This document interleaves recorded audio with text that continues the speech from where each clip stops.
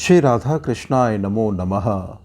सर्वप्रथम मैं भगवान श्री राधा कृष्ण के श्री चरण कमलों की वंदना करता हूँ। आप सभी भक्त श्रोताजनों को भी सादर नमस्कार करता हूँ।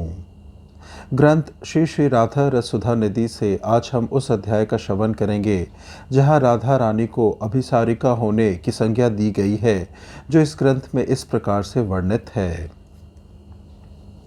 हे राधिके सुर तरंगी नितंब भागे, कांची कला पुरूपी कलहंस कुल की कल ध्वनि, बार बार अलाप कर नुपुर संचन रूपी भ्रमर गुंजित, चरण कमलों द्वारा एवं स्वर चष्टा द्वारा तप्त हृदय शीतल करो। स्वरूपा वेष्ट श्रीपाद का स्फुरणगत आस्वादन अति विचित्र है। श्री राधा रानी के सानिध्य की उपलब्धि हो रही है, साथ में सेवा रस का आस्वादन भी निहित है। आत्मा में श्री राधा किंकर तत्व का पूर्णतम अभिमान है। तभी राधा माधुरी ने श्रीपाद के चित्त में विचित्र रसनाभूति जगाई है।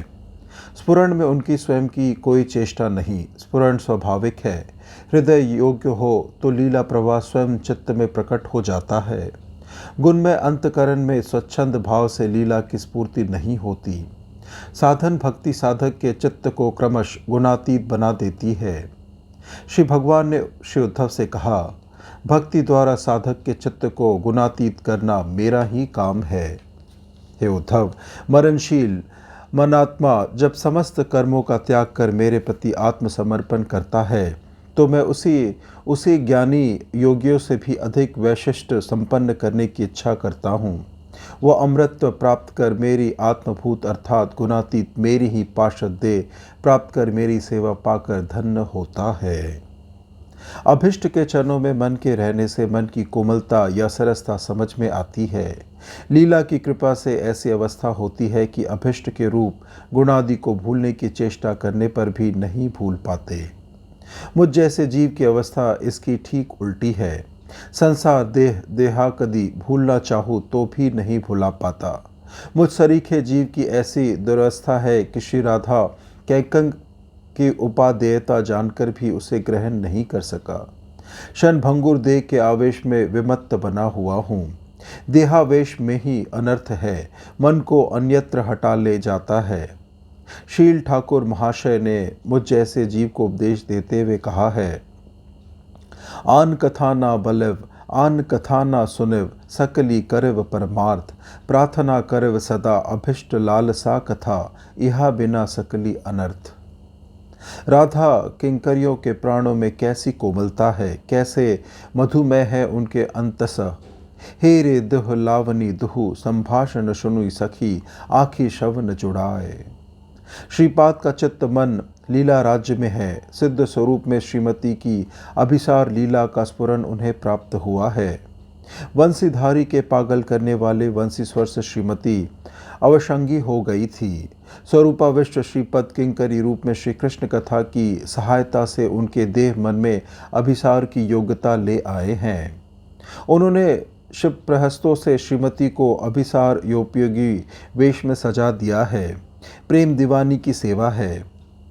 मधुर मधुर कृष्ण कथाएं कहकर उनका मन मुग्ध कर वे अलंकार यथास्थान पहना पाए हैं। उन्हें अपने हाथों वेशभूषा करने दिया जाता है तो इस समय वे सब उलट पुलट कर देती। महाजन गाते हैं, राय साजे बांसी बाजे पड़ी गेल उल, की करिते की ना करे सब हैल भूल, मुकुरे आचड़ी राय बांधे केश भार, पाए बांधे फूलेर माला ना करे विचार, करेते नुपुर परे जंघे परे ताड़, गलेते किंकनी पर कटी तटे हार, चरने काजर परे नैने आलता, हियार ऊपर परे बंक राज पाता। अभिसार के समय श्रीमती को जब अंग प्रत्यंगादि की ऐसी विस्मृति हो जाती है तो अपने हाथों बनाए वेशभूषा में ऐसा विपर्य हो जाता है। आज श्रीपाद ने किंकरी के रूप में उन्हें अलंकार आदि यथास्थान पहनाए हैं। उधर वंशी की प्राण आकर्षित करने वाली मधुर पुकार है। स्पष्ट रूप से राधा नाम लेकर वंशी बज रही है। श्रीमती क्या अब और स्थिर रह सकती है? धैर्य का बाण टूट गया है। कहती है कि कहवे रे सखी यह दुख और, बंसी निशाश गरले तनु भोर, हट संगे पैठये श्रवणक माज, तैखने विगलित तनुमन लाज, विपुल पुलक परिपुय देह। कहते कहते कंठरोध वे मोहन वंशीधारी के दर्शन कर प्राण शीतल करने के लिए अतिशय अधीर हो गई हैं। यह देखकर किंकरी रूप में श्रीपाद कह रहे हैं, हे श्री राधिके, तुम्हारी जैसी कृष्ण आराधना और कोई नहीं जानता। बांसुरी के स्वरों में श्री कृष्ण की कामना स्पष्ट है। उसे पूरा कर राधिका नाम की सार्थकता संपादित करो और विलंब की क्या आवश्यकता। अभिसार के लिए शीघ्र चलो। हे सुर तरंगी नितंब भागे, तुम्हारे नितंब देश में कितने कितने सुरत तरंग सुप्रकर्षित होते रहते हैं। विपुल नितंब भार के कारण द्रुत चलने में तुम असमर्थ हो, इसलिए कह रही हूँ शीघ्रता करो। तुम जब मंथर गति से चलकर प्राणकांत के निकट अभिसार करोगी, तब तुम्हारे विशाल नितंब देश में कांची कलाप यमुना पुलिन पर कलहंस ध्वनि की तरह मनमत के निर्देश की घोषणा करेगा। रसतु रसनापी तो जन जगन्न मंडले घोषतु मन्मथ निर्देशम। तुम्हारे सुर तरंगी विशाल नितंबों की शोभा तुम्हारे नागर के मन को खींच लेगी। नितंबों की कांची ध्वनि सुनकर वे चौंक उठेंगे। श्री राधा के नितंब यमुना पुलिन की तरह है। कवि की यह वाणी सत्य है, कारण श्री राधा की शोनी के बीच लटकती वेणी ही यमुना है, नितंब देश पुलिन है, कांची ही हंस श्रेणी है। यदि ऐसा ना हो तो श्री कृष्ण का मन रूपी नटराज मनोवृत्ति रूपी नटियों के साथ उस पुलिन पर सुंदर रास नृत्य करके भी थकता क्यों नहीं। किंकरी कह रही है, तुम्हारे अभिसार के माधुर्य की कैसी अपूर्व विशेषता है। तुम्हारे पदक्षेप के साथ साथ तुम्हारे पद कमलों पर नुपुरों का सुमधुर संजन मधुव्रत के गुंजन की तरह मुखरित हो उठेगा। तुम्हारे पद पंकजों की अपूर्व सौरभ से आकृष्ट होकर नुपुर गुंजन को मधुव्रत गुंजन समझकर वास्तविक मधुकर भी मधुर गुंजन करता तुम्हारा अनुगमन करेगा। महाजन कहते हैं, चलिते चरणेर संगे चलू मधुकर मकरंद पान की लोभे, सौरभे उन्मत धरनी चुंबय कत जहाँ जहाँ पद चिन्ह शोभे। हे श्री राधिके, इस प्रकार संकेत कुंज में अभिसार कर अपने पति प्रियजन रस स्वरूप श्री कृष्ण की नवनीरज श्यामल अंग कांति द्वारा अपने विरह तप्त हृदय को सुशीतल करो। अथवा हे राधिके, अपने रस माधुरी से अपने विरह तप्त श्री कृष्ण को शीतल करो। अथवा श्याम सुंदर के साथ मिलन होने पर तुम्हारे जिस अपूर्व रस इष्ठा का विकास होगा, इससे इस चिर आकांक्षित तप्त जन के हृदय को सुशीतल करो। अथवा श्रीमती के अभिसार के समय श्री राधा के शब्द स्पर्श रूप रस और गंध इन पंच विषयों से अपनी पंचेंद्रियों की शीतलता की प्रार्थना की है।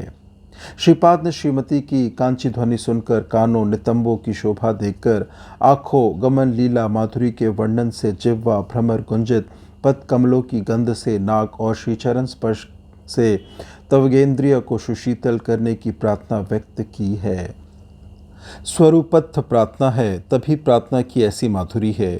स्वरूपाविष्ट साधक भी चिंतन में श्रीमती के शब्द स्पर्शादि का अनुभव प्राप्त करते हैं।